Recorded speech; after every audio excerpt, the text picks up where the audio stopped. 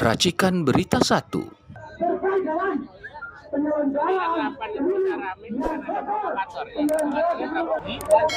Dari gerakan 0103 ini datang kemari bersama teman-teman dengan niat yang paling murni adalah bagaimana saya ikut bersama teman-teman menderita di terik matahari ini. Alhamdulillah, assalamualaikum warahmatullahi wabarakatuh. Jadi kita melihatnya begini, kalau 01 dan 03 mengadakan aksi ini karena banyak kecurangan-kecurangan dalam Pilpres kemarin. Artinya, tatkala ada kecurangan di situ, wajar saja 01, 03 ini ribut, gaduh. Agar apa? Agar kecurangan-kecurangan ini bisa terbongkar. Nah, sementara di sebelah mengadakan aksi. Jadi pertanyaan buat kita, aksinya mereka apa? Untuk mendukung kecurangan. Kalau aksi mereka ini mendukung kecurangan, ini bahaya. Kalau kecurangan sudah didukung, artinya kita yang benar tidak akan pernah mundur. Kita katakan mereka curang, berani mereka melakukan itu, apalagi kami yang tidak dicurang, apalagi kami yang dicurangi, maka kami akan siapkan jiwa raga kami untuk menegakkan kebenaran melawan kecurangan. Begitu, Be. Untuk mendukung hak angket ini dilakukan oleh ormas pejabat. Alhamdulillah selama ini kita koordinasi dan konsolidasi, dan insya Allah kita akan soan atau menyambangi ya 3 partai koalisi ditambah dengan PDIP dan P3. Insya Allah ya kita akan selalu silaturahim menguatkan mereka untuk berani melakukan hak angket. Kenapa? Karena kita ingin melakukan satu tindakan kejujuran melawan kecurangan. Sekali lagi, ini saatnya lah kita bersatu. Tidak ada lagi 03, tidak ada lagi 01. Tapi yang ada adalah bagaimana melawan kecurangan, melawan kediktatoran, melawan kezaliman, melawan nepotisme yang sudah ditegakkan oleh rejim saat ini. Maka kita melakukan konsolidasi dengan semuanya, semua elemen. Artinya apa? Kita sudah siap, kepala jadi kaki, kaki jadi kepala untuk menegakkan kebenaran, melawan kecurangan. Kita minta kepada anggota Dewan untuk melakukan hak angket. Kalau tidak, maka kita akan terus melakukan konsolidasi. Kita duduk DPR laksana 1998, insya Allah. Teman-teman sekalian, kemudian kenapa kita datang kemari? Kenapa dulu kita 2019 ke Bawaslu? Karena ternyata DPR ini menjadi instrumen penting pula untuk mengungkapkan kebusukan-kebusukan politisasi. Kecurangan ini sudah nampak. Itu sudah disebarluaskan di media sosial. Jadi nggak bisa ditutupi kecurangan, berbagai kecurangan yang terjadi. Oleh karena itu memang tidak ada jalan lain, harus dibuat kanalisasi agar tidak menimbulkan bentrok fisik di lapangan. Caranya bagaimana? Kuncinya ada sama KPU dan Bawaslu. Manakala mereka curang, tidak memperhatikan apa yang terjadi dari pemilu ini, maka yang akan terjadi adalah bentrok fisik, kekacauan. Jadi ini barangkali yang kita minta sekali lagi, supaya Bawaslu, KPU betul-betul adil, jujur, profesional.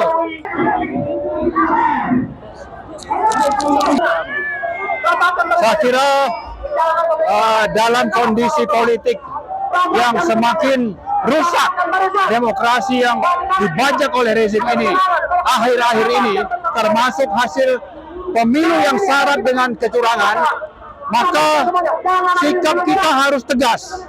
Pertama, kita tidak percaya dengan KPU dan pemerintah yang mendukung KPU dan tim ses yang mendukung paslon nomor 2 dalam penyelenggaraan pemilu 2024 ini.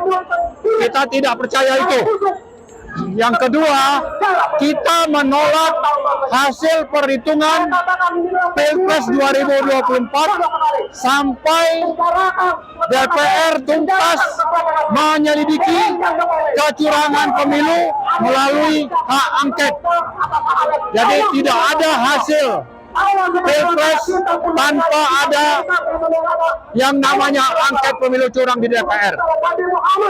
Yang ketiga, kita ingatkan partai-partai pengusung 01 dan 03 untuk benar-benar serius mendengar aspirasi rakyat agar angket pemilu curang itu segera terlaksana.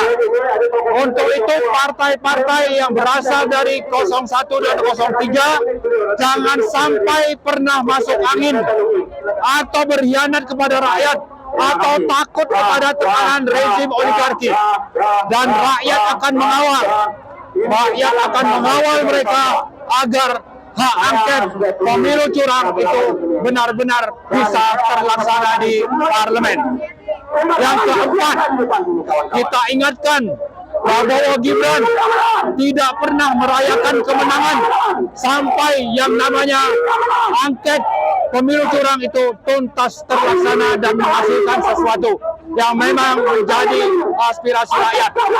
Yang kelima, petisi 100. Kami dari petisi 100 tetap konsisten menuntut agar pemakzulan Joko Widodo itu bisa terlaksana, karena memang sudah sangat nyata melanggar sekian ketentuan yang ada di dalam konstitusi Undang-Undang Dasar 1945.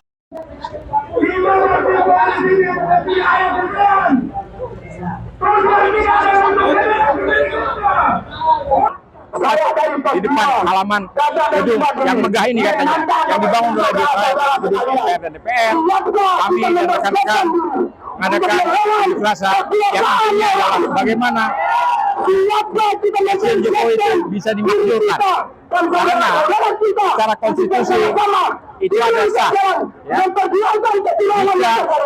anggota DPR yang juga adalah sebagai anggota DPR dalam agenda sidang selanjutnya, yaitu minggu depan, yang bawah kami harapkan sebelum 14 Maret bisa menggulirkan, ya, sidang terhadap pengakuan Jokowi. Ini sangat kita harapkan. Karena apa?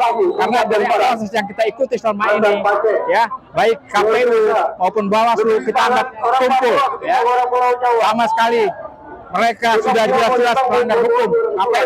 KPU sudah bukan terindikasi lagi, sudah jelas-jelas 3 kali melanggar hukum, ya. Tapi Bawaslu dan DKPP tidak sama sekali, ya, menjatuhkan atau katakanlah memberikan hukuman kepada ketua KPU untuk diberhentikan. Tidak sama sekali, hanya diberikan basa-basi, ya, hanya basa-basi seolah-olah ada teguran keras. Bagaimana mungkin ada teguran kelas 1, kedua, dan 3? Dimanapun kita tidak pernah temukan itu teguran seperti itu. Yang ada adalah paling tidak teguran sampai kedua, teguran keras, kemudian dia harus dipecat. Sementara itu faktanya adalah ketua KPU sampai teguran 3 tidak pernah dipecat, dan sampai saat ini pelanggaran tentang pemilu dan proses pemilu dan hasil pemilu jelas-jelas itu menunjukkan kecurangan yang dimotori oleh ketua KPU saat itu. Dan dalam hal ini Bawaslu yang harusnya melakukan pengawasan terhadap KPU, tapi tidak berkutik sama sekali. KPU tidak berkutik sama sekali Bawaslu.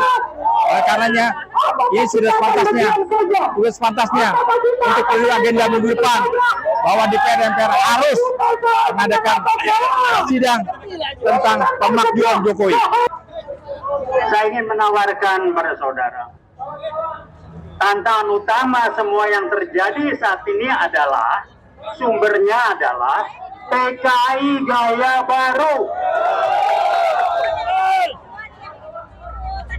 Siapa ujung tombak PKI gaya baru? Jokowi. Anda baca spanduk bahwa kan ada nggak yang mengatakan sumber masalahnya PKI gaya baru? Nggak ada. Kenapa? Kita dibelokin supaya nggak diangkat PKI gaya baru. Perasaannya saat ini saya sangat sedih karena kita sudah terluka demokrasi, sudah berjilid-jilid kita demo tapi tidak ada hasilnya. Semoga demo kali ini kita menuaikan hasil. Jokowi harus turun. karena sudah melanggar konstitusi, sudah melanggar semuanya. Maka dari itu kita relawan harus turun, 1 juta harus turun di jalan untuk melawan Jokowi di pemerintahan. Maju terus semua, maju terus semua, 1 juta kumpul di jalan. Mulai detik ini saya sangat mengingatkan, jangan lagi pakai spanduk macam-macam, fokus. Turunkan Jokowi karena PKI gaya baru, titik. Majukan Jokowi karena PKI gaya baru. Saya bukan lagi relawan Anies sekarang. Kita adalah relawan perjuangan menghasilkan pembohong dan orang culas dari negeri ini. Jadi seluruh rakyat bersatu, jangan hanya Anies yang merasa dibohongi dan merasakan keculasan oleh rezim Jokowi. Saya harap bersatu untuk segera melengsarkan beliau, karena sumber dari segala masalah bangsa adalah gaya dan sifat kepemimpinan Jokowi yang saya selesaikan dasarnya adalah bohong, culas, tidak punya malu, dan merasa bebas berbuat apa saja di negeri ini. Ini sangat berbahaya karena itu adalah sifat utama otoriter. Itu sifat utama otoriter adalah seperti itu, dan ini harus disadari oleh seluruh rakyat Indonesia. Jadi ini bukan lagi perjuangan Anies Mohaimin, bukan lagi perjuangan Mahfud MD, Ganjar Mahfud MD, tapi perjuangan rakyat untuk menyingkirkan rezim yang menghancurkan bangsanya. Itu saya pikir. Hak angket adalah hak untuk membuka semua kecurangan yang selama ini dilakukan.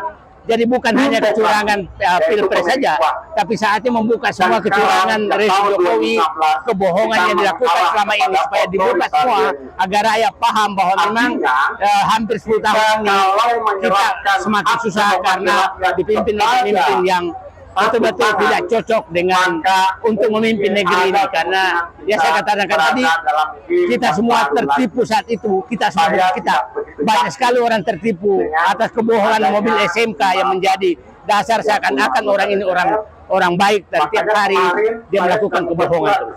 Keraguan saya juga sama, tapi tidak lebih keraguan orang pada saat 98 dulu semua orang ragu bahwa DPR MPR tidak akan bisa menjatuhkan Pak Harto. Saya dulu anggota DPR MPR saat itu, dan saya keluar dari gedung ini, saya hanya melihat mungkin hanya 3.000-5.000 mahasiswa. Bedanya Pak Harto punya hati nurani untuk menyelamatkan bangsanya, sehingga dia memilih mundur. Saya nggak melihat Jokowi punya hati nurani untuk menyelamatkan bangsanya. Saya nggak melihat itu. Akhirnya, menurut saya, tekanan pemaksaan harus lebih tinggi dari 98. Kalau 98 5.000-3.000 mahasiswa ada di dalam gedung DPR, mungkin membutuhkan 50.000 rakyat untuk gedung DPR agar anggota DPR menyadari bahwa mereka memang di jalan yang salah apabila kecurangan mendukung. Ya, saya melihat ya tidak ada yang lain kecuali kita pasrah saja, walaupun di hati saya sangat sedih bahwa rakyat sekarang anti beras, baru saja disogok oleh bansos politik, tapi sekarang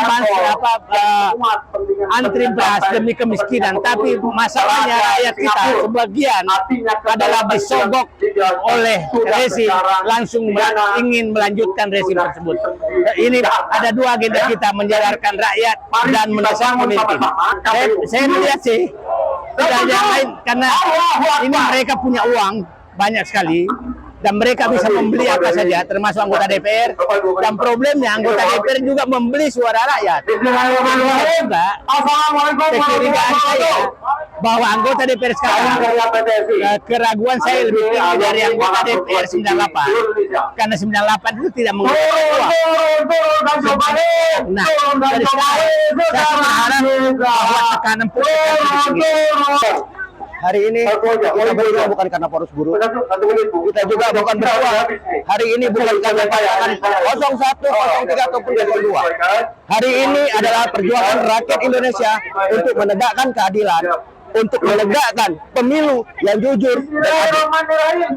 Di sini kita berjuang untuk menegaskan bahwa sumber masalah bangsa ini hanyalah Jokowi. Karena apa? Karena semenjak dia berkuasa, negerinya kecacatan.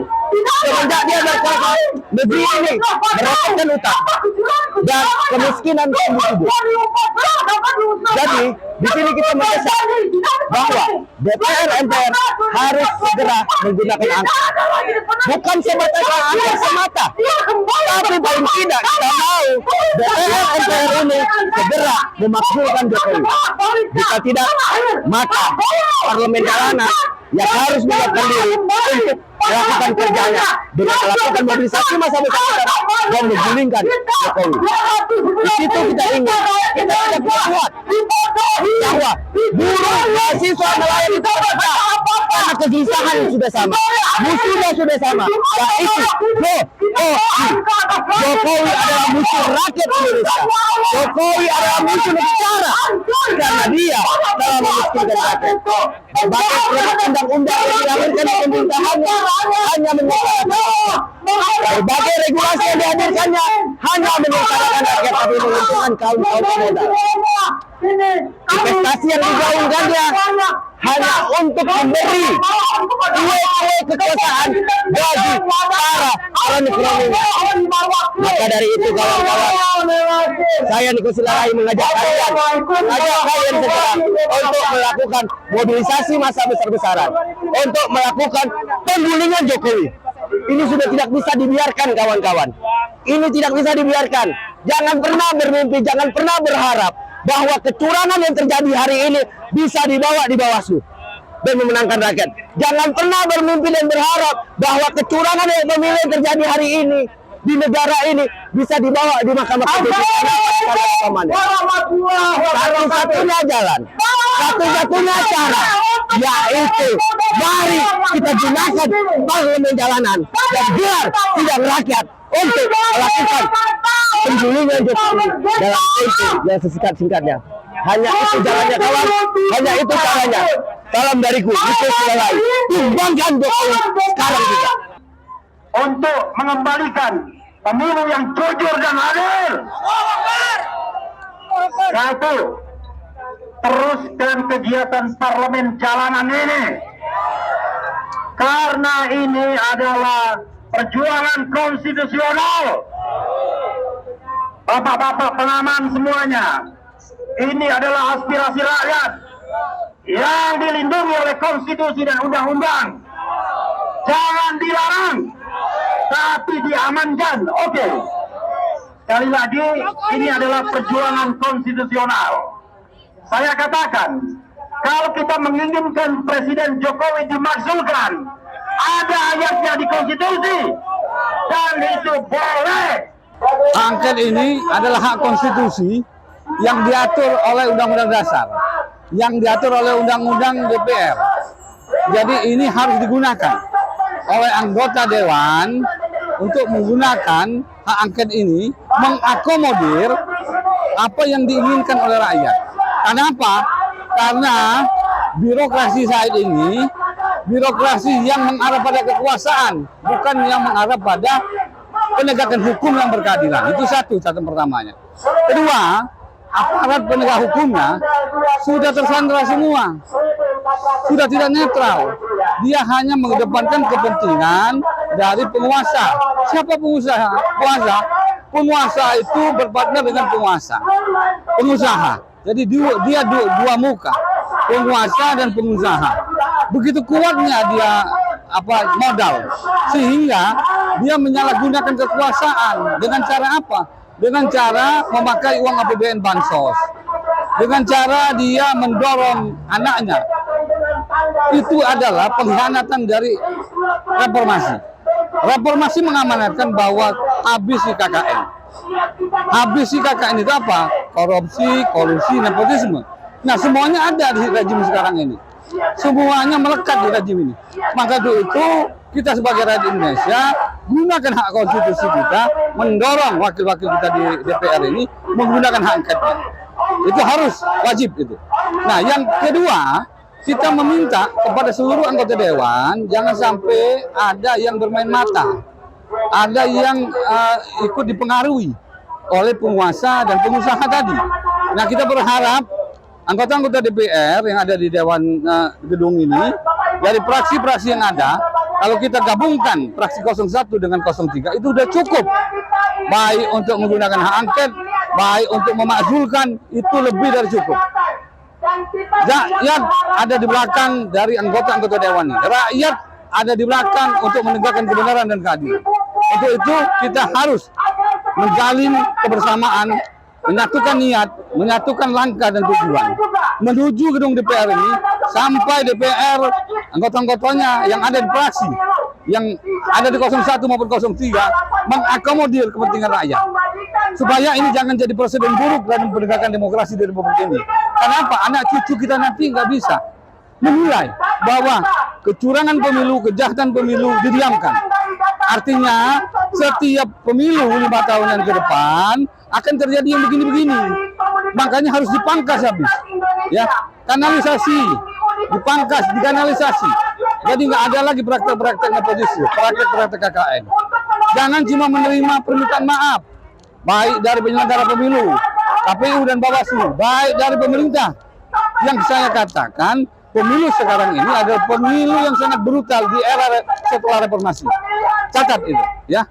Nah, untuk itulah kita kawal. Bukan hanya kali ini kita berjuang untuk hari ini, tapi kita berjuang sampai hak angket ini membuahkan sebuah produk hukum, produk konstitusi yang dihasilkan dari anggota dewan.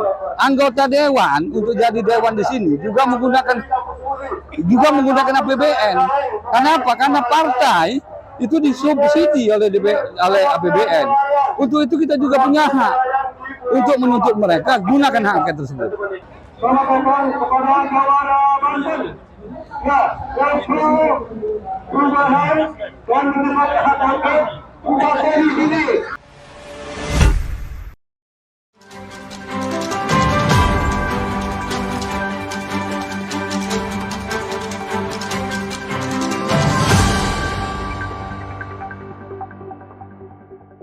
Racikan Berita 1.